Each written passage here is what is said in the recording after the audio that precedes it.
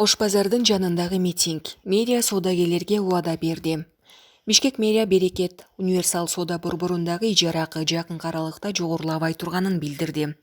Бүгүн соодагерлер митингге чыгып, администрациянын ижара акысын көтөрүү боюнча чечимине каршы чыгышкан.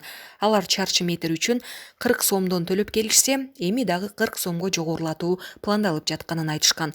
Мэрия билдиргендей, Борбор каланын биринчи вице-мэри Мирлан Байгончоков, Ленин районунун башчысы Русланбек Тагаев жана Берекет жоопкерчилиги чектелген компаниясынын директорлор кеңешинин төрагасы Болот Бегалиев сатуучулар менен жолуккан. Район башчысы директорлор кеңеши менен сүйлөшүүлөр жүрүп, соода орундары үчүн тарифтер жакынкы аралыкта көтөрүлбөй турганын билдирди деп айтылат маалыматта. Натыйжада топтолгон соодагерлер орундарына кайткан. Булак Спутник Кежи. ЖМК. Россиялык ырчы Юрий Шатунов каза болду. Ласковый май тобунун экс-солисти Юрий Шатунов көз жумганын Звезда телеканалы билдирди. Ырчынын продюсери Аркадий Кудряшевдин айтымында Шатуновдун өлүмүнө инфаркт илдети себеп болгон. Ал ырчы өткөн кечте тез жардам унасында каза болгонун билдирди. Юрий Шатунов 48 жашта болчу. 1986-1991 жылдары СССРде эбегейсиз популярдуулукка ээ болгон Ласковый май тобунун солисти болгон. Кийин өзүнчө ырдап кеткен. Булак Спутник Кежи. УКМК чек араны мыйзамсыз кесип өткөн 3 чет элдик жаранды кармады. Улуттук коопсуздук боюнча мамлекеттик комитети мамлекеттик чек араны мыйзамсыз кесип өткөн деген чек менен коңшу республиканын 3 жаранын кармады. УКМКнын басма сөз кызматы билдиргендей, 2022 жылдын 21 июнунда жарандар Баткен районунун чек ара тилкесинде Хундай Портер үлгүсүндөгү унаасы менен 50 түк престелген саман менен кармалган. Чек арадан мыйзамсыз өтүү фактысы боюнча тергөө бөлүмү тарабынан кылмыш иши козголуп, 2 жаран убактылуу кармоочу жайга киргизилип, иликтөө иштери жүрүп жатат. Булак бара келди.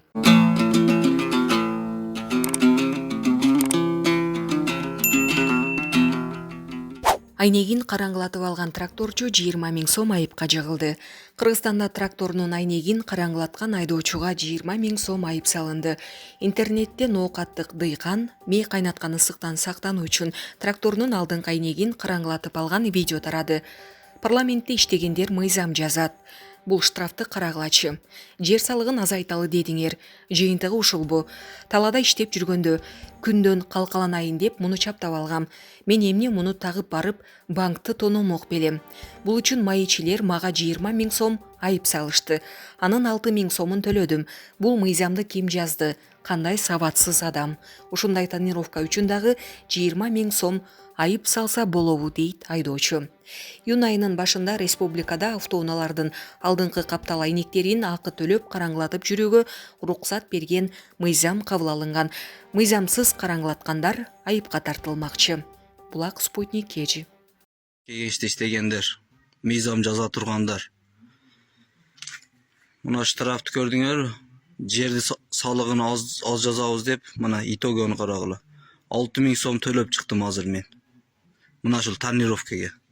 Мен бул тракторду тонировка кылып алып, банкты ограбить эткен барат дейсиңерби? Бул талада ыстыкта күндөн кичине сая болсун деп койгон элем мына тонировканычы. Ушулга 20 000 сом жазып берди гайлер. Ушул мыйзамды жазган ким жазган? Кайсы бир келдасы иштебеген бир окуган эмес адам жазган да бул мыйзамдычы. Биз неме күндө көлөкөдө жүрөйлү деп ушундай кичине гана тонировка жазып коюп алсак 20 000 сом чыгарасыңарбы? Силер жерди салыгын түшүрүп, буяктагы элдин, карапайым элдин бир кызыкчылыгын ойлойсуңарбы өзү? Качанга чейин мындай болобуз эми? Мына ушу тонировка мына ушу күндөн тосоюн дедим. Же мен бир банкта урдаганы барганым жок, бул тонировканы басып алып, же 140-150-те басып качып кете турган жерим жок. Кабина жок болсо кабинаң жок экен деп иштирип жазат. Кабинаны коюп алсаң ысып кетесиң. Тонировка жабыштырсаң, мындай кылып иштирип жазып турсаңар. Карап койбойсуңарбы жогорку кеңеште отургандар шуларды? Бүгүн 23 июнда Бишкекке Казакстандын Мажилисинин төрагасы Эрлан Кошанов жана Азербайжандын улуттук жыйынынын төрайымы Сахиба Гафарова баштаган парламенттик делегация келди. Вице-спикер Улан Примов ушул эле күнү Туркиянын Улуу улуттук жыйынынын төрагасы Мустафа Шентоп, Өзбекстандын Олий Мажлисинин төрайымы Танзила Нарбаева баштаган делегацияны тосуп алды. Жогорку кеңештин басма сөз кызматы билдиргендей, келген депутаттык топтор түрк тилдүү өлкөлөрдүн парламенттик ассамблеясынын кеңешинин отурумуна жана 11-чи пленардык жыйынына катышат. Түркбаанын кеңештин отуруму жана 11-чи пленардык жыйын 24-июнда Ысык көлдө башталат. Анын алкагында жогорку кеңештин төрагасы Талант Мамытов парламенттик делегациялардын башчылары менен эки тараптуу жолугушууларды өткөрөт.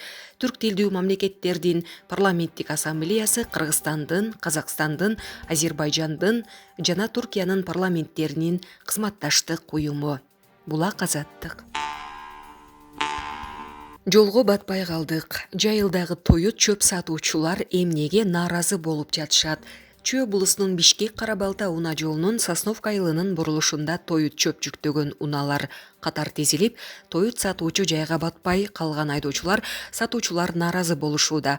Бул тууралуу жергиликтүү тургундар билдирди. Малым болгондой аталган жайда атайын тоют сатуучу жер бөлүнгөн, бирок унаалар көп болгондуктан ал жайга батпай жолдун эки тилкесинде узун колонна жаралган. Акыркы күндөрдө тоют алуучулардан да сатуучулар көбөйдү. Туура дыйканбы, фермерби, жеке ишкерби, айтор эгин талаасында эмгектенип, чөп өстүрүп, маңдай тер менен киреше табуу жакшы деңишчи.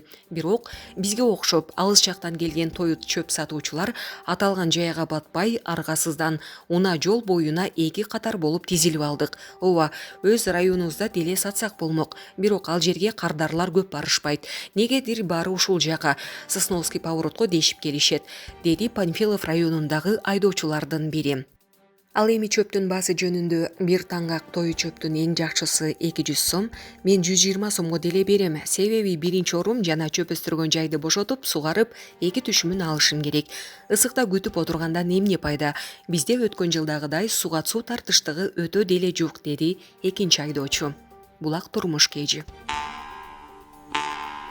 Ат башыда былтыр асфальтталган ички жол чөгүп кетти. Ат башы районуна караштуу Ат баш айылындагы Аман Иманбердиев атындагы көчөнүн жолунун жасалганына 1 жыл боло элек, бирок айрым жерлери чөгө баштады. Дал ушул көчөнүн тургуну Амандый Канбаев бул жол жасалып баштаганда тоң бар экенин эскертишкенин айтты. Бул жолду жасап жатышканда биз кошуналар баарыбыз тоң бар деп эскерткенбиз, бирок жол жасап жаткандар бирибиздин дагы сөзүбүздү уккан жок. Жыйынтыгы өзүңөр көргөндөй болуп турат, чөгүп кетти. Эми муну качан жасап беришет билбейм, деди ал. Ат баш айылдык кеңештин депутаты Ырыс Мөндүрбаева бул жол Шератранс жоопкерчилиги чектелген компаниясы тарабынан жасалганын айтты. Ал эми Ат баш айыл өкмөтүнүн башчысы Азим Алиев жол куруучулар жолду толук бүтүрүп, өткөрүп бериши электигин билдирди. Аман Иманбердиев атындагы көчөнүн 5 чакырым жолу Бишкек, Нарын, Торгат жолунан үнөмдөлгөн каражаттын эсебинен жасалган. Булак турмуш кечи. Кадамжайда 3 кичи ГЭС курулууда. Кадамжай районунун Майдан айыл аймагында 3 кичи ГЭС курулуп жатат. Бул тууралуу Турмуш басылмасынын аймактык кабарчысы билдирди. Майдан айылдык кеңештин төрагасы Жолдош Тагаевдин айтымында Сары Алтын участкасындагы Кожо Кайыр каналына курулуп жаткан орточо чоңдуктагы ГЭСтин курулушу 2023 жылга бүтүп калат. Бул долбоор бүтүп калса 500 киловаттка жакын электр энергиясын бөлүп чыгарып, 2 айылды камсыз кылууга жетет, деди ал. Мындан сырткары дагы аталган айыл аймакта жеке компаниялар тарабынан 2 кичи ГЭСтин курулушу жүрүп жатат. Булак турмуш кежи.